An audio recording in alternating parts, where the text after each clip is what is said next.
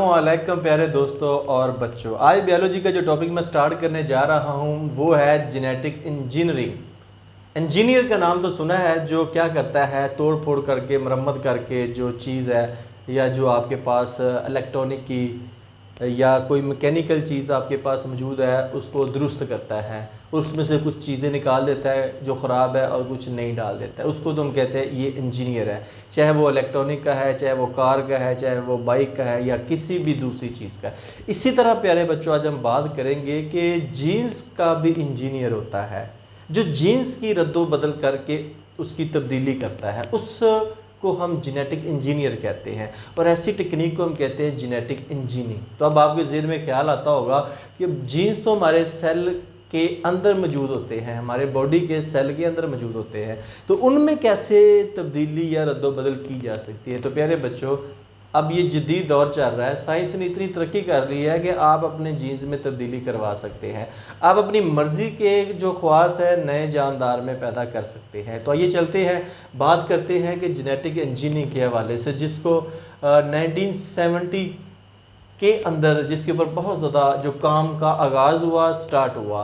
तो अब सबसे पहले मैं इसको यूँ डिफ़ाइन करूँगा कि जेनेटिक इंजीनियरिंग या इसका दूसरा नाम जो है recombinant DNA technology involves the artificial synthesis, modification, removal, addition and repair of the genetic material यानी डीएनए।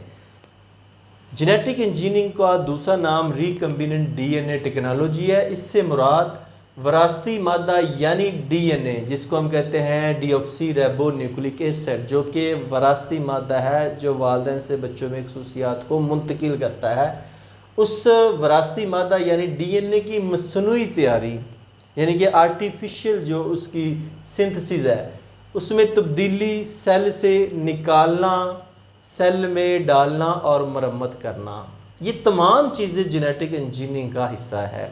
यानी कि आपके पास एक जानदार है, उसके अंदर ऐसे जीन्स हैं जो आपको पसंद नहीं है। जीन्स का काम होता है नए जानदार में खसूसियात का तयन करना। हमारी बॉडी में 46 क्रोमोसोम है और 46 क्रोमोसोम के ऊपर हमारी पूरी बॉडी के जीन मौजूद हैं। तो आप चाहते हैं कि आपकी बॉडी का एक ख़ास जीन है वो काम नहीं कर रहा या सही नहीं काम कर रहा, आप उसको क्या करेंगे, रिपेयर करेंगे, उसको निकाल देंगे, उसकी जगह पे नया जीन लगवा लें। आपका वो जो जीन है जो फंक्शन कर रहा है वो नॉर्मल फिर करना शुरू करेगा। तो आइए अब हम चलते हैं, सबसे पहले तो मकसद की बात करते हैं कि इसका मकसद क्या है, ऑब्जेक्टिव्स ऑफ जेनेटिक इंजीनियरिंग। पहला इसका जो मेन पर्पस है, ऑब्जेक्टिव है जेनेटिक थेरापी यानी जीन थेरापी, यानी कि मखसूस जीन को अलहदा करना। आप अपनी मर्ज़ी के या दिलचस्पी के जीन को अलहदा कर सकते हैं किसी भी जानदार से। दूसरा है production of RNA and protein. Genetic engineering की मदद से आप अपनी मर्ज़ी का आरएनए और प्रोटीन तैयार कर सकते हैं। नंबर 3 पे है इम्प्रूवमेंट इन इंजाइम। इंजाइम की पैदावार में आप बेहतरी ला सकते हैं। अगर आपके पास इंजाइम जो है वो अच्छी क्वालिटी का नहीं है, आप उससे अच्छी क्वालिटी भी और अच्छी पैदावार भी हासिल कर सकते हैं। नंबर 4 पे वैराइटीज़ ऑफ डिज़ायरेबल करैक्टरिस्टिक। आप अपनी पसंदीदा खसूसियत वाली इकसाम तैयार कर सकते हैं। नंबर 5 पे है ट्रीटमेंट ऑफ जेनेटिक डिफेक्ट, यानी जानदारों में विरासती नुकैस का इलाज। अब कुछ डिजीज़ ऐसी होती है जो वालिदैन से बच्चों में, बच्चों से उनके मुंतकिल में आगे ट्रांसफ़र होती जाती है हेरिडिटी के ज़रिए, विरासत के ज़रिए, जिनको विरासती बीमारी कहा जाता है। तो उस बीमारी को हम जेनेटिक इंजीनियरिंग के ज़रिए दूर कर सकते हैं, यानी कि उस जीन को जो काम नहीं कर रहा निकाल के उसी की जगह पे नया जीन लगा सकते हैं। तो ये प्यारे बच्चों ऑब्जेक्टिव यानी मकसद है। अब हम बात करते हैं basic steps in genetic engineering, कि जेनेटिक इंजीनियरिंग में कौन से बुनियादी स्टेप्स है, मराहल है, जिनमें से गुजर के हम कर सकते हैं। उसमें सबसे पहला स्टेप हमारा होगा, अभी हम डायग्रामेटिकली भी अंडरस्टैंड करेंगे, पहले उसको समझते हैं। पहला स्टेप है isolation of the gene of interest, यानी कि आपने क्या करना है, दिलचस्पी का जीन अलग करना है। जिस जीन की ग्रोथ करवानी है आपने क्या करना है, जो आपकी दिलचस्पी का जीन है जिस जानदार में, उससे अलहदा करना है। दूसरा स्टेप है insertion of gene into vector. जो जीन आपने अलग किया है उसको वेक्टर के अंदर आपने डालना है। अब वेक्टर क्या है वो भी हम बात करते हैं।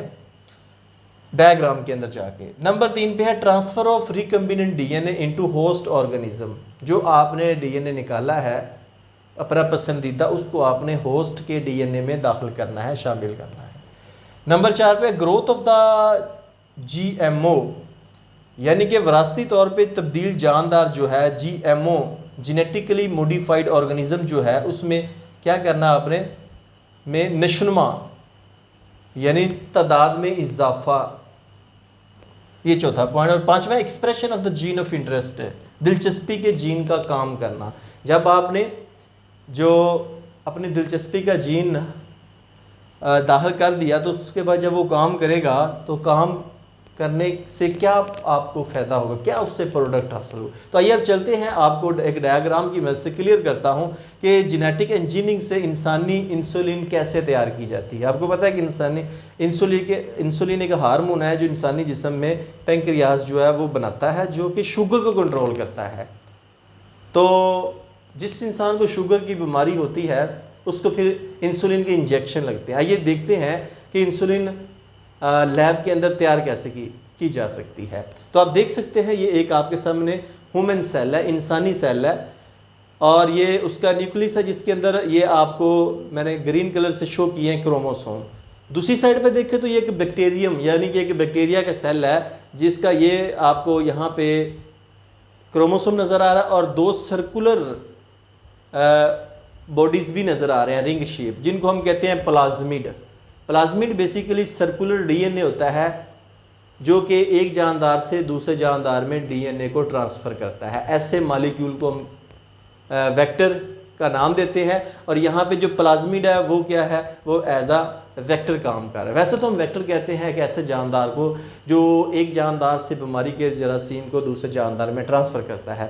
जैसा कि मच्छर जो है वो जब एक डिजीज्ड पर्सन या मलेरियल पेशेंट के ऊपर बैठा होता है, उससे जो उसका ब्लड सक करता है उसके मुंह में प्लाज्मोडियम होता है। किसी जब नॉर्मल इंसान को काटता है तो उसकी बॉडी में प्लाज्मोडियम को ट्रांसफ़र कर देता है।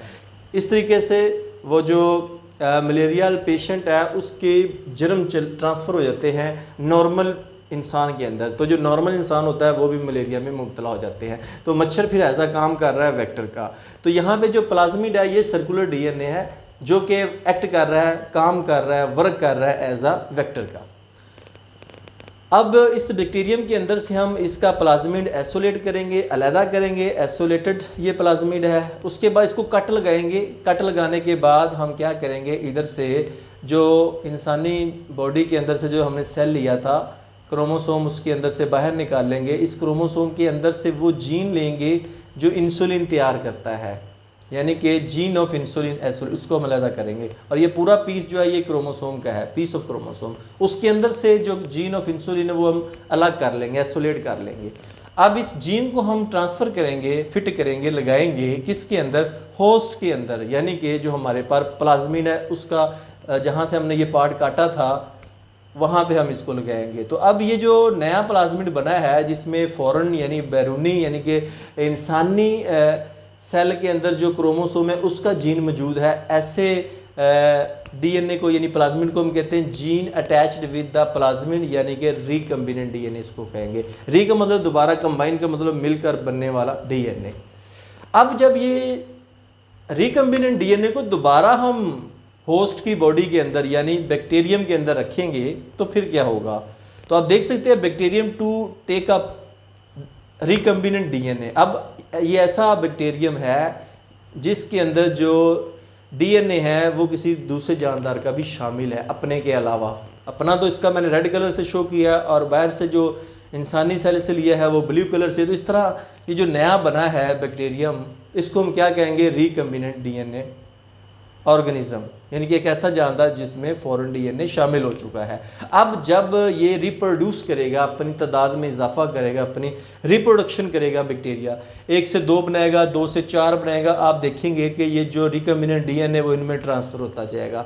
अब रिकम्बिनेंट डीएनए क्योंकि हमने लिया था इंसुलिन का, और हर बैक्टीरियम क्या करेगा, इंसुलिन बनाएगा। तो इस तरह आप देखेंगे यहाँ पे 1 से 2, 2 से 4 जो बैक्टीरिया है ये क्या कर रहे हैं, प्रोडक्शन ऑफ इंसुलिन, यानी कि इंसुलिन की तैयारी, इंसुलिन की पैदावार बढ़ा रहे हैं। तो इसलिए हम इसको कहते हैं production of insulin through the genetic engineering. Genetic engineering के ज़रिए इंसुलिन की तैयारी। तो उम्मीद करूंगा कि अब आपको ये अंडरस्टैंडिंग हुई होगी कि जेनेटिक इंजीनियरिंग है क्या चीज़ है और किस तरीके से इंसान खुद लैब के अंदर बैक्टीरिया की मदद से इंसुलिन तैयार कर सकता है। अगर फिर भी आपके जहन में कोई क्वेश्चन आए तो इस वीडियो के नीचे जो कमेंट बॉक्स है वहाँ पे अपना क्वेश्चन ज़रूर पुट कीजिएगा। अगर ये वीडियो पसंद आई इसे लाइक करके अपने दोस्तों के साथ भी ज़रूर शेयर कीजिएगा ताकि वो भी जेनेटिक इंजीनियरिंग उसके ऑब्जेक्टिव्स और उसके जो बेसिक स्टेप्स हैं और डायग्राम वो भी सीख सकें। और अगर आप चाहते हैं कि डेली बेस पे हमें केमिस्ट्री, फिजिक्स, बायोलॉजी के वीडियो लेक्चर और प्रैक्टिकल की वीडियो रिसीव हो तो इस चैनल को सब्सक्राइब ज़रूर कीजिएगा। आपकी राइट साइड पे सब्सक्राइब का बटन है, साथ बेल आइकन का बटन है, उसे प्रेस कीजिए और प्लेलिस्ट में जाके आप अपनी मर्ज़ी का जो लेक्चर या प्रैक्टिकल देखना चाहते हैं देख सकते हैं। तो नेक्स्ट वीडियो तक आपसे इजाज़त चाहूँगा। अपना बहुत ज़्यादा ख्याल रखिएगा। अल्लाह हाफिज़।